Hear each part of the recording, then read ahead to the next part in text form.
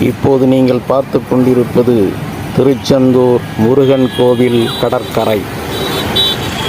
சிறிது காலத்திற்கு முன்பு வரை இந்த கடற்கரையானது மணல் குவியலாகத்தான் இருக்கும்.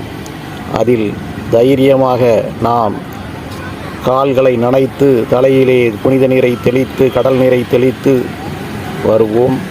குழந்தைகள் முதல் பெரியவர்கள் வரை நன்றாக அதிலே உருண்டு புரண்டு நாம் மகிழ்ச்சியாக நீந்தி குளித்தோம். ஆனால் தற்போது அந்த கடற்கரை எப்படி இருக்கிறது என்று பாருங்கள். ஒரே பாறையாக தெரிகிறது. இந்த பாறை இங்கு எப்படி வந்தது என்று புரியவில்லை. அதாவது ஒரு பாறை மீதுதான் அந்த மணல் குவியல் இருந்திருக்க வேண்டும். அந்த மணலானது கடல் நீரால் இப்பொழுது அரிக்கப்பட்டு அடியில் இருந்த பாறை குன்று போல் தெரிகிறது என்றுதான் எனக்கு தோன்றுகிறது. உங்கள் கருத்து என்ன சொல்லுங்கள்.